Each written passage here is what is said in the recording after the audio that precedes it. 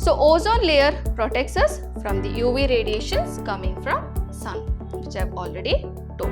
Apparatus which is used for preparation of ozone is called as ozonizer, and it is slightly soluble in water, but it is soluble in glacial acetic acid or carbon tetrachloride. Below 95.6 degrees Celsius, alpha sulfur is stable, and above 95.6 degrees Celsius, beta sulfur is stable.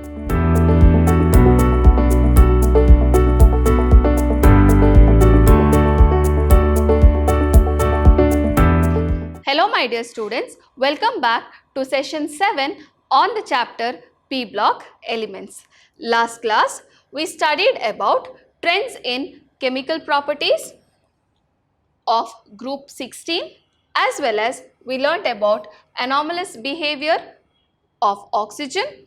Also we learnt about dioxygen preparation, and we also learnt about oxides, that is 4 types of oxides, isn't it? Today we will be learning about ozone, and we will be starting with the other element of group 16, that is sulfur. Okay. So ozone has the formula O3, and it's an allotrope of oxygen, isn't it? Also, it is a very reactive, hence it does not exist in the atmosphere freely, but about 20 kilometers from the Earth's surface, it is forming a layer called as ozone layer, which is protecting us from UV radiations of sunlight, isn't it? So, from Earth's surface it is formed from oxygen under influence of sunlight, that is oxygen in the presence of sunlight, it will form ozone. Okay.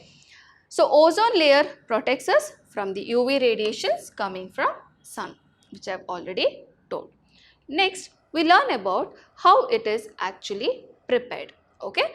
Ozone is obtained by passing silent electric discharge through dry oxygen. That is, you take oxygen, you pass electric discharge at a high temperature, and this particular reaction you can also observe, it is an endothermic reaction. Okay. It requires a high temperature, then only we will get ozone. Not all or completely oxygen can get converted to ozone. Only 5 to 10% can get converted, and the mixture of ozone and oxygen, okay, is called as ozonized oxygen, and the apparatus which is used for preparation of ozone is called as ozonizer. Okay.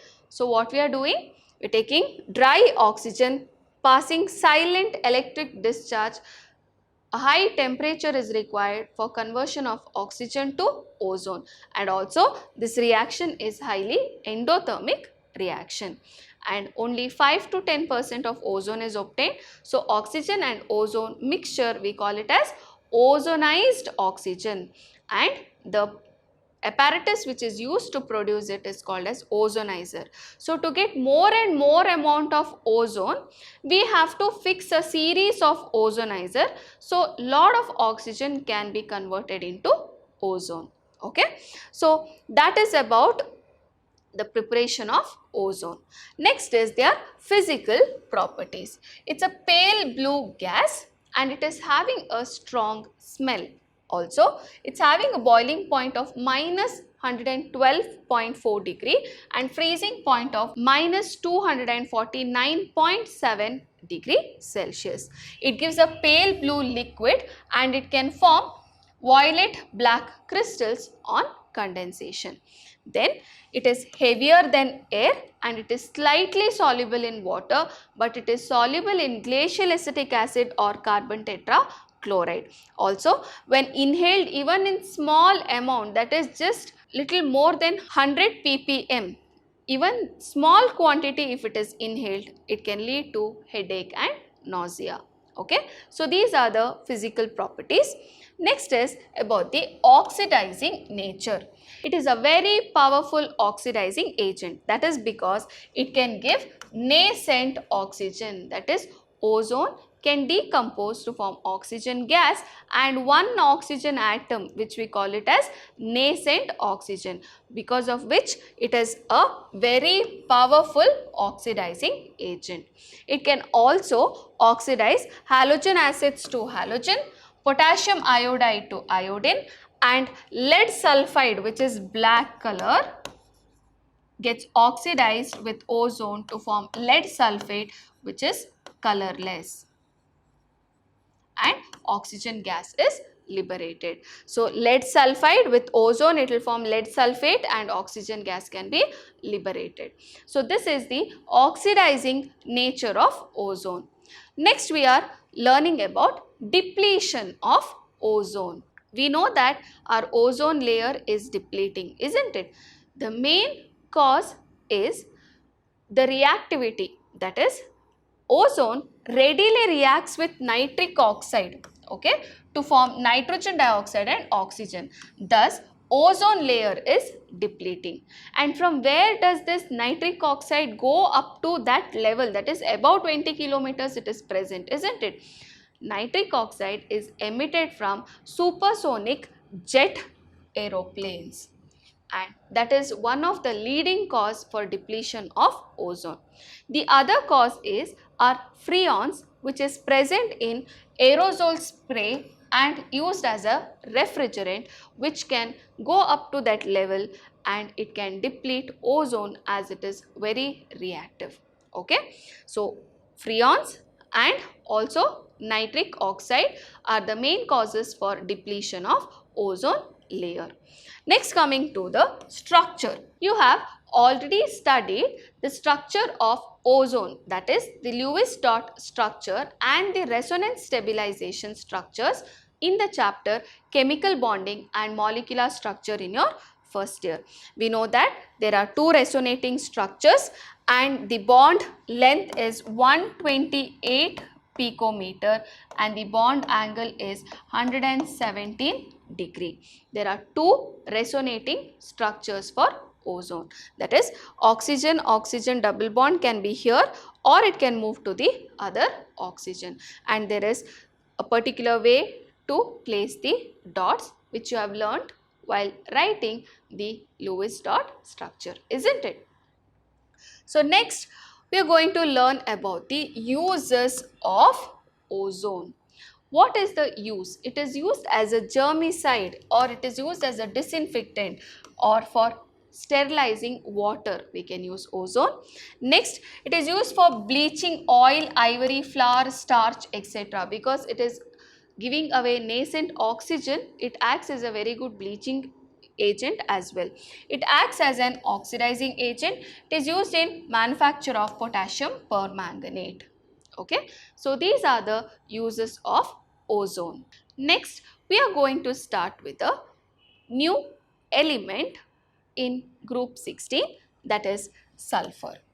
Sulfur has basically three allotropic forms, that is rhombic sulfur, which is also called as alpha sulfur, monoclinic sulfur, which is also called as beta sulfur, and we have the gamma sulfur. So we have rhombic, which is alpha, monoclinic, which is beta, and which is gamma sulfur. There are three allotropic forms. First one is rhombic sulfur or alpha sulfur.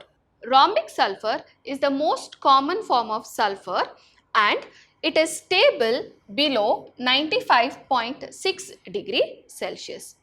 We take raw sulfur in carbon disulfide and we start evaporating by heating it. Then you get a yellow colored crystals which is called as rhombic sulfur. Okay. Rhombic sulfur is insoluble in water but soluble up to a certain extent in benzene, alcohol, and readily soluble in carbon disulfide. It's got a melting point of 112.8 degrees Celsius and specific gravity of 2.06. Okay. Its crystal contains a cyclic S8 ring structure. Okay, so that's about rhombic sulfur. Next we learn about monoclinic or beta sulfur. Monoclinic sulfur is stable above the temperature 95.6 degrees Celsius. Below 95.6 degrees Celsius, alpha sulfur is stable, and above 95.6 degrees Celsius, beta sulfur is stable. Okay. Now, how do we prepare monoclinic sulfur or beta sulfur? We take rhombic sulfur and it is melted while heating, and once you allow to cool, first layer or the crust is formed. The topmost layer will start solidifying. You have melted it. Now again when you are cooling, it will solidify, isn't it? So the first layer will solidify, and still when completely solidification is not occurred, you just make two holes on that first layer, the crust, and remove out the other liquid. So then if you see what is remaining in that particular dish, you will have a needle shaped crystal which is nothing but monoclinic sulfur. Okay, so that is the method of preparation of monoclinic sulfur using rhombic sulfur. Further, monoclinic sulfur is soluble in carbon disulfide. Also, it has a melting point of 120 degrees Celsius and specific gravity of 1.96. It also has a cyclic S8 ring structure, but packing is completely different when compared to that of the rhombic sulfur. More about the structure I shall explain in the coming slides. Okay. About the structure of monoclinic as well as rhombic sulfur I shall explain. Now here rhombic sulfur and monoclinic sulfur, you can see there are in two forms, that is alpha and beta sulfur. So alpha sulfur can get converted to beta sulfur above 96 degrees Celsius and the other way round below 96 degrees Celsius, or I can tell both the forms, alpha as well as the beta form, are stable at 369 Kelvin, and this temperature is called as the transition temperature. Both rhombic sulfur as well as monoclinic sulfur has got S8, that is 8 sulfur atoms in its molecule, and they have ring is puckered and the other one has a crown shape. So you can see this is the crown shape of S8 ring structure. Okay. Then the other allotrope of sulfur is cyclo S6 ring, in which it has obtained a chair form. You can see 1, 2, 3, 4, 5, 6, 6 sulfur atoms are there in the ring structure, and it is having a chair form. This is one more allotrope other than the S8 ring structure, that is in the crown form. Okay. S2 form also is there, but it is formed at a very high temperature, that is above 1000 Kelvin, and it is paramagnetic because it has got two unpaired electrons in antibonding orbital just like oxygen. Okay. So that's about the structure of monoclinic and rhombic sulfur. Next class we will be learning about sulfur dioxide, sulfuric acid and oxo acids of sulfur. So I hope you have understood today's class. Thank you my dear children. Stay tuned, stay focused.